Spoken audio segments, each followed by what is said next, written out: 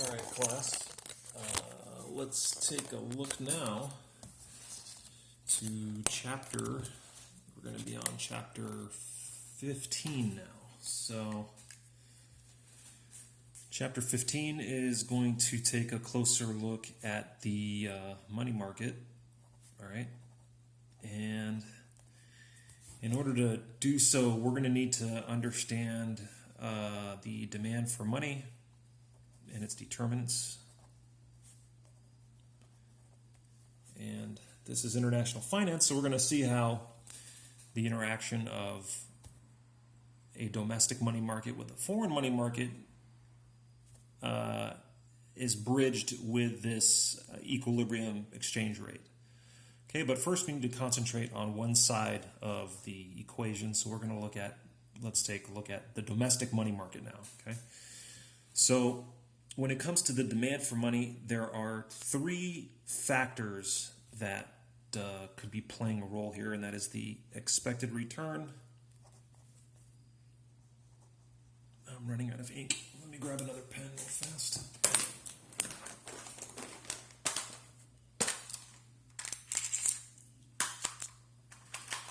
So it's the expected return to interest-bearing assets, so bonds, things like that. Interest-bearing assets. There's risk involved here, and the risk is primarily that of inflation. Unexpected inflation is a risk. So if you are hit with bouts of inflation, especially if it's something like prolonged levels of inflation, you're going to want to convert your money holdings into real assets as soon as you get that money, so that at least you can preserve the real value of what you have there. All right, in a world where there's high levels of inflation, your nominal assets, things like cash, currency, those things will lose value at the rate that the inflation is occurring. So unexpected inflation is a risk that people who demand money or holders of money face, right? The other factor here is liquidity, okay? So if you are in need of money to make purchases, then the demand for money is going to increase. So we can think of it this way. Let's say you've got transactions and prices, all right? So let's say we want to keep the number of transactions constant, okay, but prices rise, then the demand for money will also rise. The other way around is, let's say prices are constant, but we would like to make more purchases, so the number of transactions increase. That will also lead to an increase in the demand for money. So this is what we call sort of the liquidity factor. All right, so two margins there. One is prices increase, but the number of transactions doesn't change at all, but you still need more money to facilitate the same number of transactions. The other issue is, let's say we keep we keep the price level constant, so prices haven't changed, inflation is zero, but the number of transactions has grown. Well, then that will also lead to an increase in the demand for money, right? So when it comes to aggregate money demand, that's supposed to be an E-A-T-E there. There's going to be three variables here that is going to, so this, if we want to think of it as, this is what the individual faces. When you look at individual money demand, so this could be the money demand for individual I, all right? And now what we're taking is we want aggregate money demand, and that's going to be summing the money demand of I. We're going to sum it over I. Okay, so we're going to add up all the individual money demands to get aggregate money demand here. All right, and we're going to have interest rates as one factor, prices as the second, and income as the third determining factor. Okay, so we already talked about interest rates. Since money doesn't pay any interest, if you are in a world where your money can either go into interest-bearing assets or cash, the higher the interest rate is, the higher the opportunity cost of holding money is. So as interest rates, let's call them, to keep this straight, let's say gross interest rates R.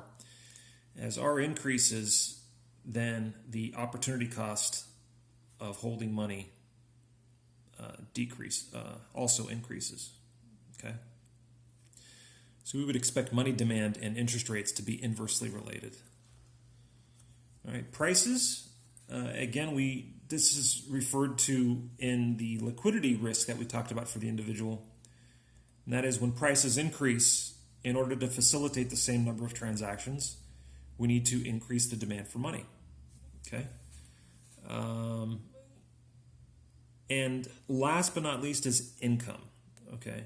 And so this is we're in a world of, let's say, this Keynesian economics where, let's say there's the marginal propensity to consume, so that consumption is equal to some constant times your income level. Okay? Well then, if this is a constant, this is the marginal propensity to consume, as income rises, consumption will rise. Okay? And if consumption rises, we need more money to purchase those consumption items. So then that increases the demand for money. Okay? So let's let P equal the price level. Let's have R represent interest rates. That's the gross real rate of interest. And let's go ahead and have Y represent GDP or income. Then the demand for money, MD, is going to be equal to the price level times this function L, which is a function of interest rates and income.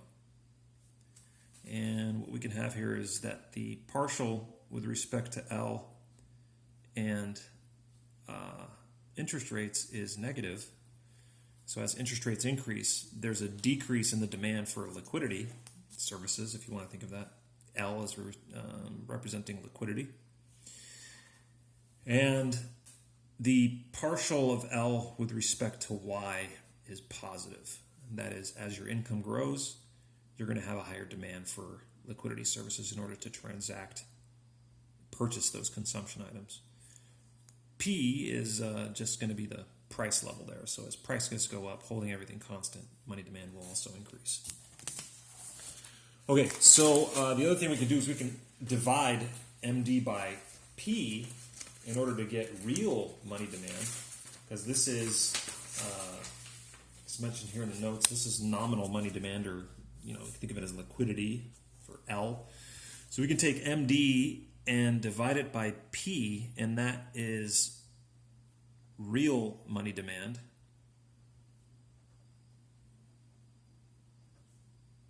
Okay, and it's equal to just L of R and Y. Okay.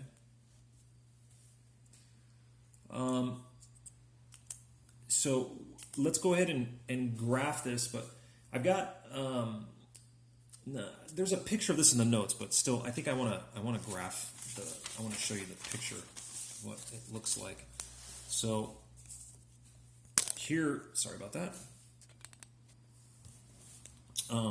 So here, let's go ahead and create a sort of a graph which depicts our money market. And let's put on the x-axis, this will be aggregate, all right, real money balances.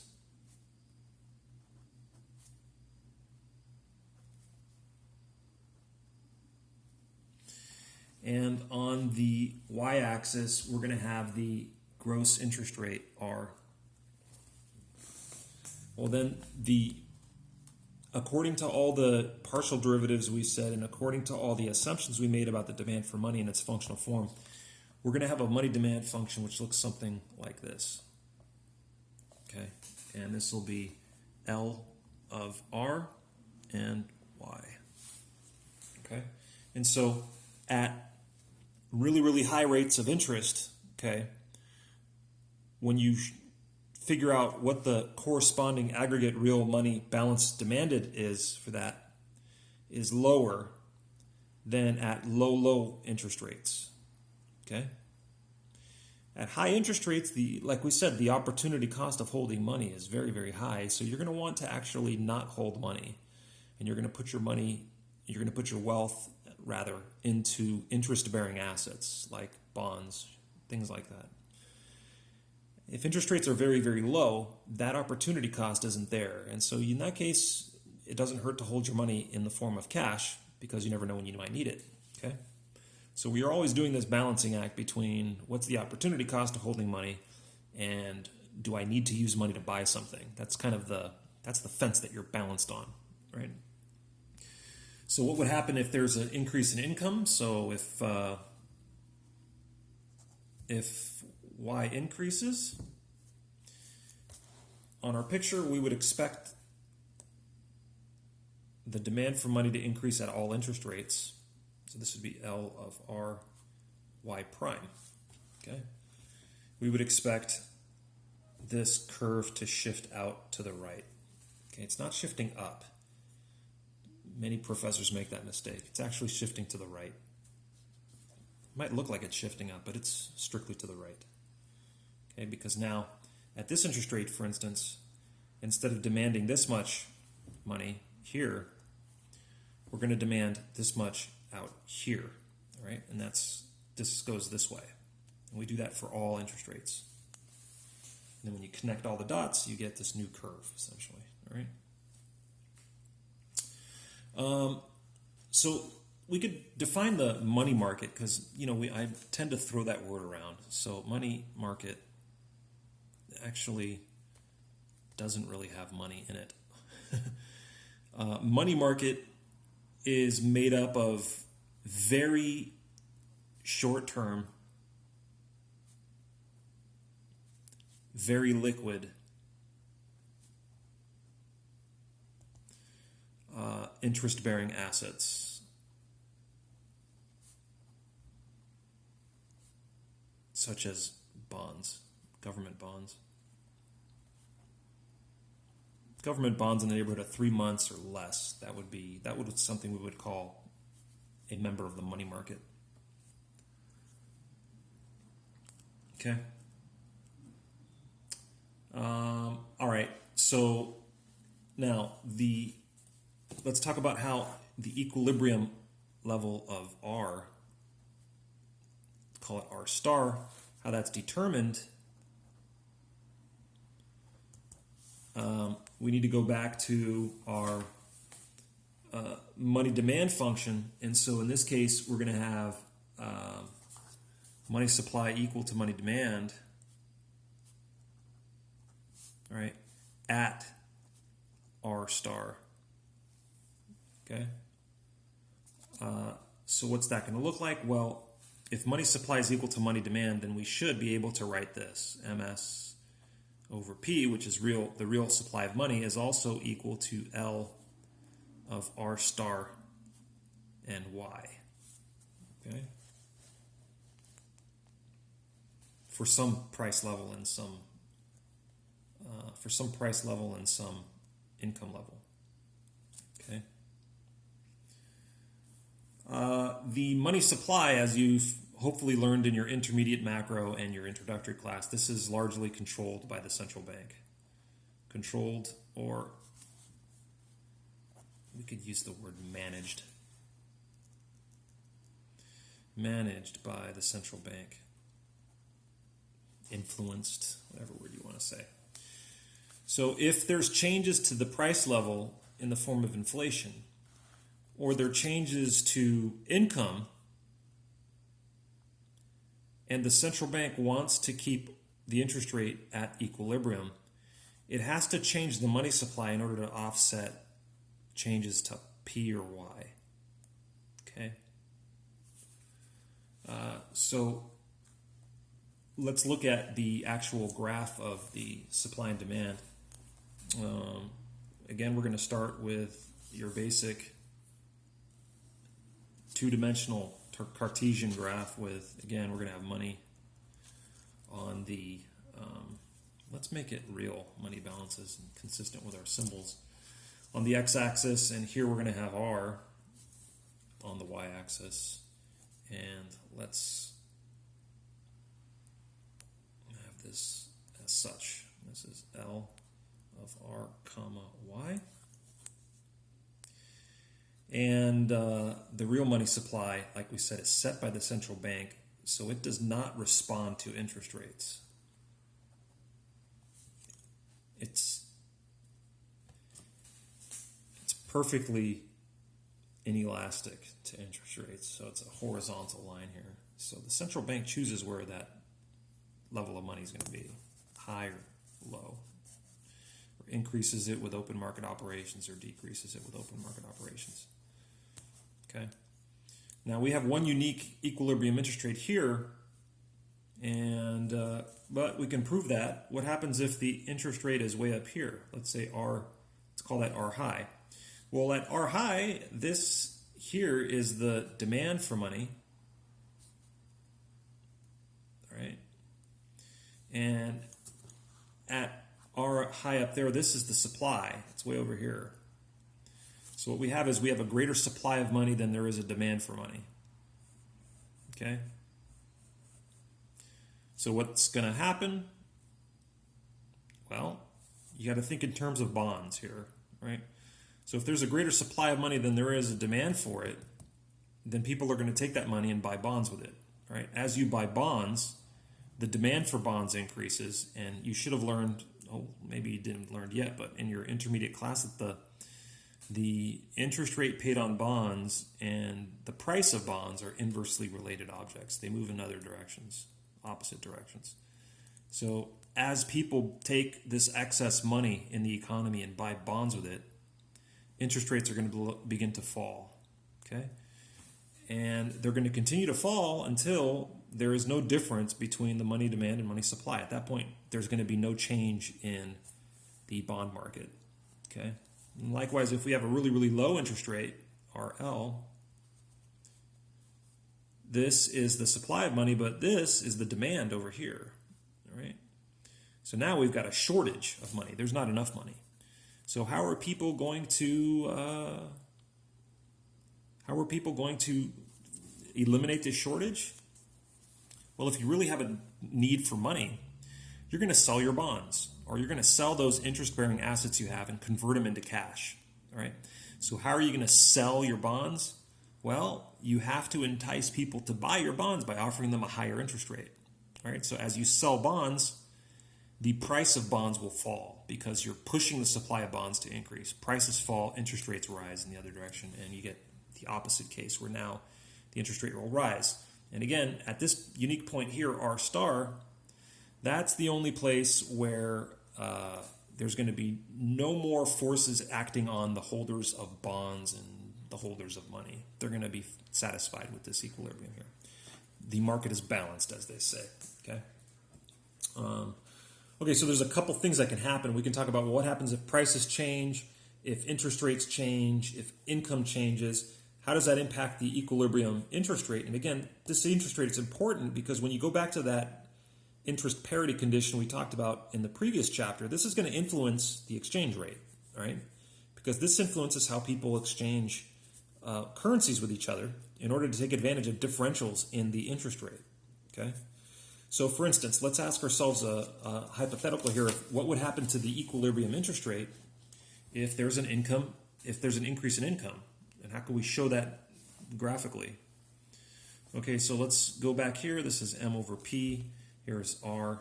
Here's our demand, L, and here is the supply. This is LR comma Y. Okay. And so let's say this is interest rate 1, so R star 1. And let's say that this is income level 1. Right? And now let's say income increases from Y1 to Y2, which is greater than Y1. What does that look like? Well, we're going to end up with a shift to the right of this demand curve, and we're going to call this Y2.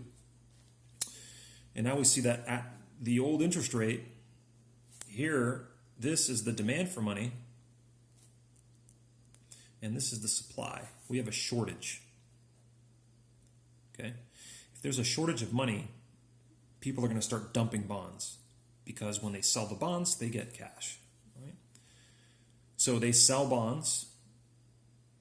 That puts pressure on the prices of bonds to fall, which means the interest rate on bonds has to rise, because again, prices and interest rates are inversely related for bonds.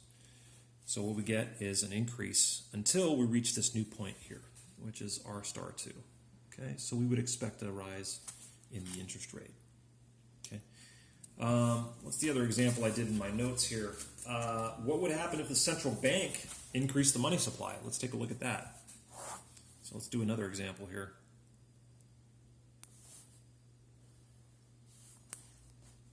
Okay, so this is, again, M over P. This is R. Here is L. And this is MS. So let's say that's money supply 1. And again, this results in our equilibrium here, R star 1. Okay. Now let's say the central bank increases the money supply. So let's say it increases it to here. All right, let's say this is MS2. So now at the old interest rate, R1, right, this is the demand for money, and this is the supply now. They're not the same. We're not in equilibrium anymore. Here, there's a surplus of money. So what are you going to do if there's too much money? You're going to buy bonds. You're going to soak up some of that liquidity with interest-bearing assets. All right, so your demand for bonds increases. Demand for bonds increases puts pressure on prices for bonds to rise. And if prices rise, interest rates fall. Okay, so we're going to get a downward movement in R until we reach this point here, which is the new R star. It's R star 2. Okay, so if the central bank pumps money into the money market account, so let's say they do an open market purchase of bonds and they flood the market with extra credit, well then we could expect that the interest rate in the money markets to start to fall. Okay. Okay, so let's end this video here. And the next one that goes up, we're going to talk about, we'll start incorporating exchange rates. But, make sure you practice this and keep up with your readings, right? We will see you in part 2